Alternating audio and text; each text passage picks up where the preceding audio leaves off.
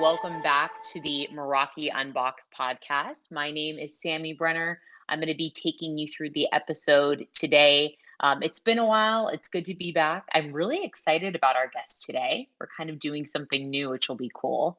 But before I jump in, shameless plug, go ahead and download, subscribe, tell all of your friends, catch up on the podcast episodes if you've missed any over the holiday shutdown that we've got coming up here over Thanksgiving if you're in the US. And if you have any ideas or you want to collaborate with us, go ahead and tweet at Meraki Simon. And we will be sure to collaborate with you if it makes sense. We're always looking for new content. And just a little teaser, we're going to have a very, very awesome episode coming up in February here. So stay tuned. And Simon and I can kind of give you some more context to that later. But without further ado, let's jump in today. I want to introduce our guest. So we have Archit Sachdeva, who has been with Cisco Meraki for over a year now in our apprenticeship program based out of the UK. And he started on the systems engineering team as an apprentice, and he's been realigned as an IoT specialist. And we thought it'd be really cool to kind of jump in today and talk about what is our apprenticeship program? What does that look like at Cisco Meraki? So I'm going to go ahead and welcome Archit to the podcast. How are you? I'm doing very well, Sammy. Thank you for having me. It's cool to be in the studio, you know. Good. Yeah, in the virtual studio. Because where are you right now in the I globe? am in sunny India at the moment at my grandparents' house. Oh my gosh, amazing. This is really the definition of hybrid work, folks. You got to love it. Okay, so without further ado, I always like to start with this question with every guest. Let's start from the beginning.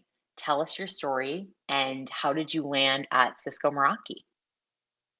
Yeah, absolutely. So, going to school in the UK, I was always a very like mathsy kind of nerdy kid, and I tried to get these circular glasses actually to try and get rid of that kind of stereotype. I used to have these like square kind of glasses, and as part of the stereotype, I was very into like maths and physics and computer science, all the kind of like quite maths and logical kind of subjects. And going through school, I kind of knew that I wanted to end up either doing maths or doing technology or engineering or something of that sort. Now, I applied for a bunch of universities and I got good grades. Like the grades weren't a problem, but I just kind of thought I'll apply to a few apprenticeships. And the reason I applied was actually to prepare for some interviews for the universities. And I had no kind of intention while I was interviewing that I'm actually going to join one of these companies. But I remember doing the Cisco interview, and it just seemed like too good to be true. You work from home, you get paid, you get a free degree, and the best part is what I really loved. You don't get tied down to one role. You get to rotate around different parts of the business. And I just kind of thought, if I can pass this interview, this will be very, very cool. And yeah, from there, I guess I was very, very fortunate, and still even now, I'm very, very grateful that I got into Cisco. And Yep. yeah, I started in a sales role, then moved to Meraki SE because it just sounded cool. I saw the green logo. I didn't know too much about it, and I just gave it a go. And yeah, from there, I ended up really liking IoT and cameras and sensors and that whole side of things. And it also had a lot of like the programmability and the cool stuff that I was hoping to get involved in from the start. And here I am, I guess, on the podcast. Wow, wow. Wow, look at that. Yeah, I think that's incredible. And we'll talk a little bit about the apprenticeship program and making it your own and kind of the different because there's rotations right throughout this program. So we'll get into that in a second. But we actually had one. I lead the ADR organization globally at Meraki, and we had one in our ADR program, and he was a freaking rock star. People loved him. We wanted to hire him right away, but you kind of have to go through this 2-year rotation or is it 4 years or 2 years? For 4 years for the Oh, it is. program. It is 4 years. Okay, yeah. So he had to go, complete his full rotation before we could, hire him and bring him on. But really, we were able to make that apprenticeship what we wanted to, right, for 6 months with him. And I think that was kind of the coolest part about it is finding out what his strengths and his passions were and playing those up within the apprenticeship role. So let me ask, in the current spot you're in with your apprenticeship program, what does your day-to-day look like? And can you kind of dive more into what you're doing right now? Yeah, absolutely. And just to touch on your earlier point, yeah, it's fantastic that we can we can kind of choose so many different rotations, and even within the rotations, because we're a global company, I could be, for example, I'm here in India right now, talking to you in the States. So it's amazing how many teams you can get involved in. As for my day to day, at the moment, a lot of my projects are focused on video creation, video editing, storytelling. I just find that it really helps to not, first of all, it helps me document my own journey and get like a level of visibility, but also like it seems to be helping the other teams. It seems to be helping them, figure out how to tell stories and how to present IoT in a more captivating way, especially as it's growing so much. It's important that we get the messaging right. On top of that, I'm studying for my DevNet certification, which is a programmability certification. Already failed the exam once, but it has recalibrated me. It's got the fire burning inside for me to There get you it on go. the next one. And then You the know, we last thing. say failure is first attempt in learning. So I wouldn't even look at it as that. Exactly. I remember that actually. We had a teacher in year 5 who always used to tell us that, actually. Yeah, I like that. Great. And then there's one more thing I'm involved in, which is just kind of sales calls and talking to customers, talking to partners, and yeah, kind of delivering the storytelling and delivering the Meraki IoT piece. hmm So for those folks listening, Archit made a really awesome video about storytelling, right? And the power of storytelling and why it's so important. And for our listeners out there who know Cisco Meraki, like that is our bread and butter, right? Is telling our customers and our partners these amazing stories about how our solution solves real problems. So, I want to talk to you a little bit about this video that you made, which encompasses 4 different stories around our IoT platform and the importance of storytelling. Why, like, I know that's something that you light up around, right? Your passion around it. What is it about the IoT platform specifically and storytelling that is so captivating to you? Yeah, that's a great question. I guess, if you think back to when you were in school, those of you watching at home, you think back to when you were in school, and some of the best moments in school is when the teacher is telling you a story. Whether you're 5 years old, 10 years old, 15 years old, there always seems to be stories that connect with people. And even right now, like at age 20, like I love reading, I love, watching movies. And I guess the more you can provide that experience in business and not just in your personal life, the more that people feel comfortable and safe and kind of understand your piece a lot better. So that was kind of the driving force behind it. I also found that a lot of the times I got onto sales calls or customer events, partner events, and I almost started listing out the product specifications, right? And as you know, that's boring. Like even if we do have the best products, the product specifications and like video quality and retention and all that, customers don't want to hear that. They want to hear how it's going to make their life easier, how it's going to make their life better. So I guess that's why I decided to create this kind of reusable resource for storytelling. Very cool. I like that a lot. And you gave that example of, hey, when I was in school, those most captivating times was when the teacher was storytelling. Do you feel like you have kind of like a passion around it? I mean, where did this, because I'm looking at your eyes right now when we're talking, you're lighting up talking about it. I guess I'm trying to dig in, like, where did this come from? Have you always been that way? Have you always loved the art of storytelling? Um, I think, yeah, I've always really enjoyed reading. I read like Percy Jackson and Harry Potter and all the classics. I guess in lockdown I had a lot of time where I was reading a lot because obviously there was like nothing else to do. hmm And I was like reading, listening to audiobooks. And I guess, yeah, just from there on, I've kind of loved that art of bringing something to life, because this is the thing. When it's a story, it's not just words on a page anymore. You can imagine it in your head, and I love that transition. Yeah, there you go. You hit the nail on the head when you talk about bringing things to life, right? This idea, this vision. Um, so speaking of bringing things to life, perfect segue. I think the apprenticeship program is really unique. You and I touched on this before. It's not a, hey, sit down day one, here's your packet, this is what you're going to do. I think our apprenticeship program at Cisco Meraki really allows the apprentice to shape the role into what they need it to be for them, right? And I always say open mouths get fed. Earlier, before we hit the record button, you were talking about building APIs, right? Which is so awesome. That's a huge part of Meraki is our ecosystem and our marketplace. And we've actually had that team on the podcast and talked to them somewhat recently. Um, Talk to us about that. How do you build an API? I don't know where to even begin. Neither do I. No, I mean, like I say, it's something I'm very very passionate about. I've done my DevNet exam, and I'm working on it at the moment. But I guess the reason why it's so exciting is it becomes a bespoke solution, for a customer. It becomes something that is integrated not just into their, IT space, but also into their business operations. Like imagine if you could build a computer vision model that could detect hard hats or like goggles or face masks. Just building that bespoke solution on top of what the Meraki platform already provides is, I think, really, really special. And what's also really cool is that they're getting easier and easier to build. Like to build computer vision now, there's already a lot of like templates and kind of starting points.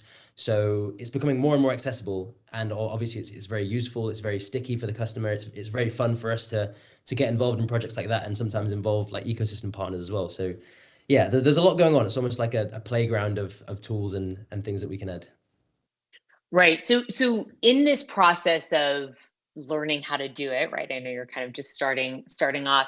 i- Did you say to your manager within the program, "Hey, this is something that's really exciting and I'm getting my DevNet certification. Can you give me a stab at like building the code behind this?" Like how do you even bring this kind of vision to fruition that you have in your head? Yeah, exactly that. I mean, my manager and I think all managers at Meraki are very like dynamic. They never really tie you down. So, "Oh, this is your job role, so therefore this is what you'll do."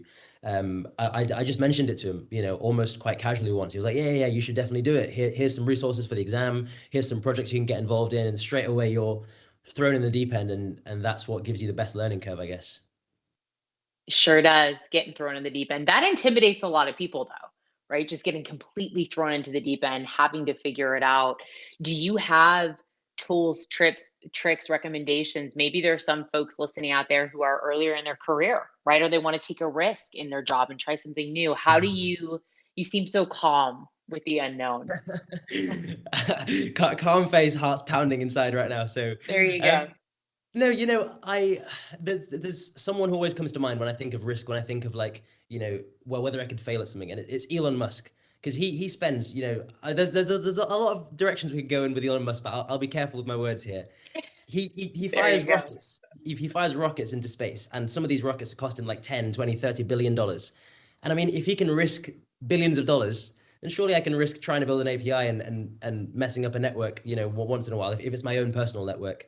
So I guess that's the thing, you almost gotta expect failure to start off with, and just keep doing it and doing it and doing it and iterating until you naturally get better at it.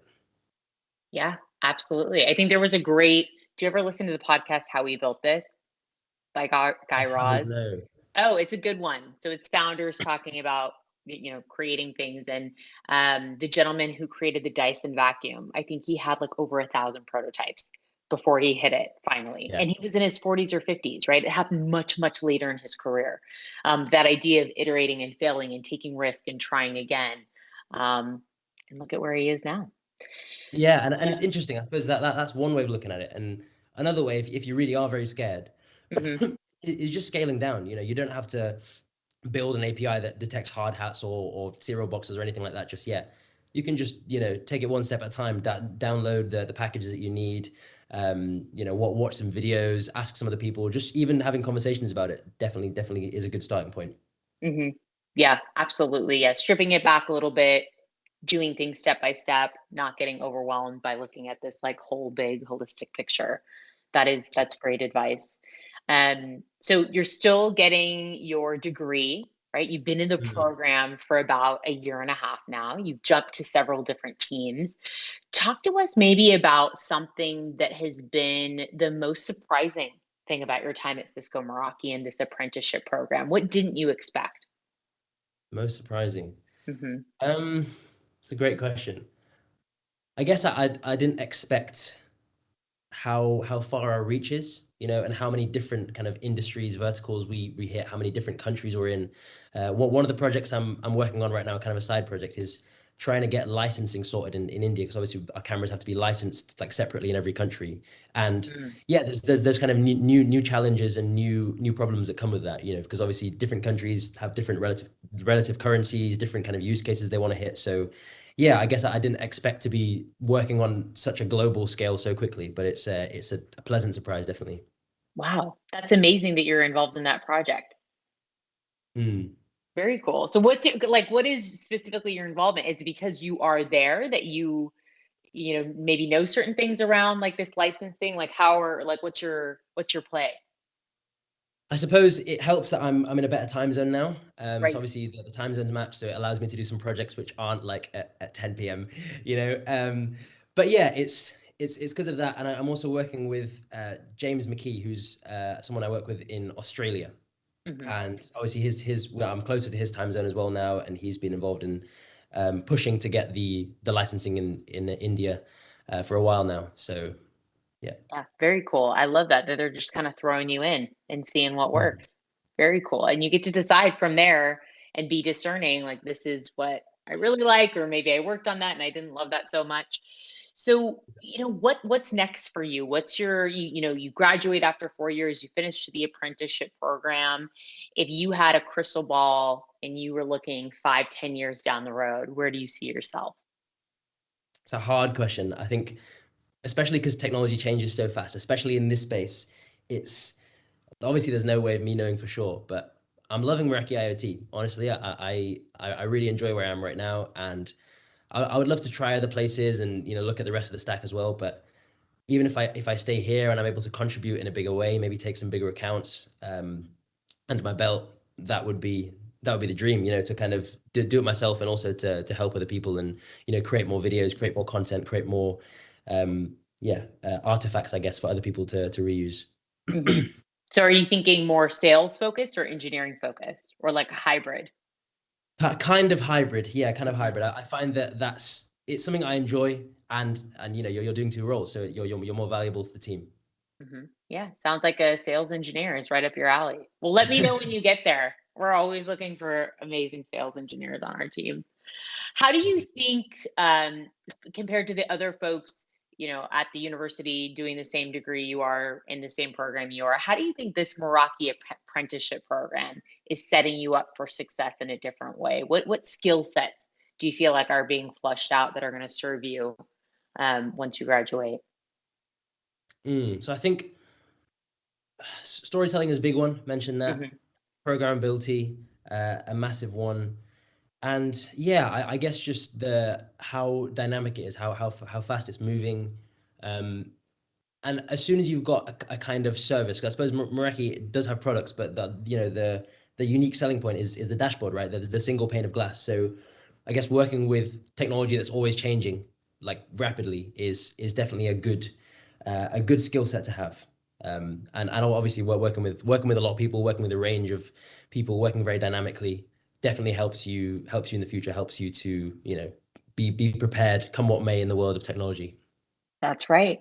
Right. Being dynamic, being able to move quickly, change is the only constant. So the sooner you can kind of get on board and deal with that, the better you are. That's awesome. You definitely sound ready to take on the challenge once you get there. I think at Meraki, it's something we should call out on the podcast. We're really big on diversity, right? And promoting that idea of not only making diverse hires, but once we bring that diverse talent into the organization, making sure those folks feel that sense of inclusion and building a diverse bench of talent and having diverse culture is a huge part of Meraki. Talk to us a little bit about the culture on your team, right? The apprenticeship program, the different folks that you started with, right? How do you kind of what is the culture, I guess, on that team, and how do you promote diversity, among that team So do you mean in the apprenticeship or in in the Meraki? apprenticeship program specifically? Yep. Yeah, I mean, we have a very, very diverse group of people. Actually, there's some people who are. I mean, I'm 20 years old. There's some people who are 25. I think the oldest apprentice is 31. So there's really a big range of experiences and backgrounds to learn from. Um, and yeah, I guess the way we promote it is we have a lot of like celebration days. We have like volunteering days where we can volunteer for like causes we're quite passionate about.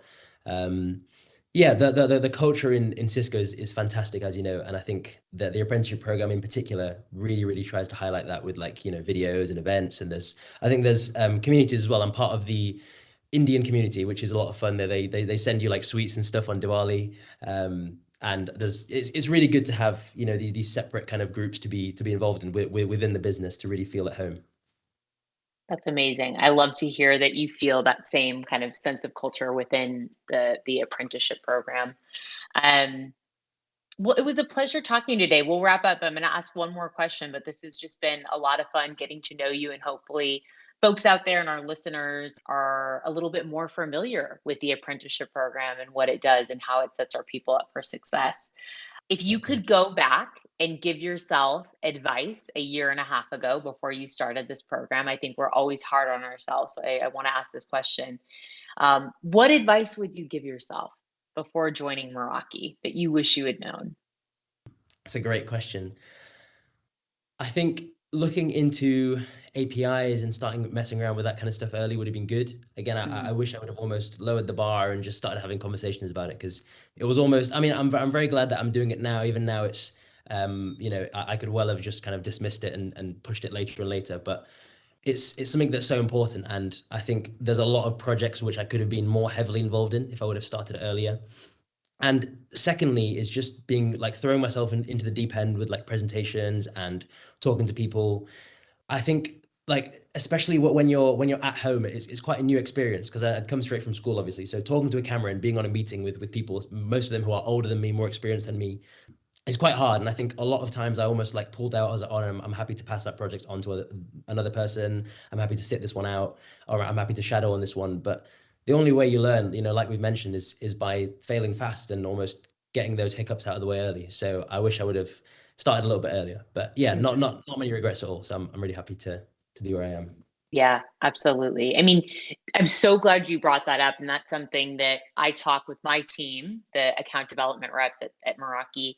It's so critical to their development is building their brand and building their network and those presentation skills and talking to managers and directors, right? And really walking off the ledge and seeing what else is on the other side. Because if if you're doing incredible work at this Mhm. company but you're not intentional about who you're sharing that messaging with, right? If your boss doesn't know, or your boss's boss, or the teams that you support don't know the work you're doing, it can only go so far, right? So I love that you mentioned getting out there, building your brand, those presentation skills. That is so crucial to do early on. And I think some folks think, oh, I don't want to kiss up. I don't want to, I don't want to overstep. But really, it's about your development, right? And your Mm. brand. And the sooner you can get out there, the better. And there's a way to do it, right? That's not braggy, but it's more like, hey, these are my skills and this is what I'm working on. And I want to share it with you. And this is the impact that I'm making, right? Yeah, absolutely. I think as soon as you're kind of living at your edge, it's it's hard, but it's also a lot of fun. Like once you realize that you're not going to fall off the edge and you're just kind of walking and you're enjoying the view. I think this is a very long metaphor. That it's a lot of fun, and you almost get kind of almost addicted to that high of being at your maximum capacity, and that's when you grow the most, you have the most fun, and it's good to finally. I feel like I'm here. Maybe the edge is a little bit further, but I'm definitely closer to my edge than I was before. And I'm grateful for Good. that. Would love that. Maybe the slogan is just living on the edge. We'll just go with that. Exactly. I like it. I agree with you. Title There of the is episode. title of the episode, Living on the Edge. There is no growth in the comfort zone. While it is comfortable, there is no growth in the comfort zone. So it's uncomfortable, but Mm, pushing yourself and growing and develop. I mean, that's like my number one thing is I don't want to feel bored. And if mm. I'm bored, I know it's time to change it up, right? I want to push myself. So One of the quotes I love about that is a smooth sea never made a skilled sailor. mm, you and I could just riff and do a We metaphor could. episode. A metaphor battle. I love that. That's what it sounds like. Yeah. Well, hey, it was a pleasure chatting with you. And it's early morning for me and it's night for you, but I'm so glad that we made this work. And it was a really fun conversation. 100%. I really agree. So thank you so much for having me, Sammy. Of course. Thank you so much for coming on the Meraki Unboxed podcast. That wraps up another episode, folks. Thanks for tuning in. We're coming into the holiday season here. Be kind, take care of yourself, go on a lot of walks, listen to a lot of podcasts. We'll be back in 2 weeks with more content and hope everyone has a wonderful day. Take care.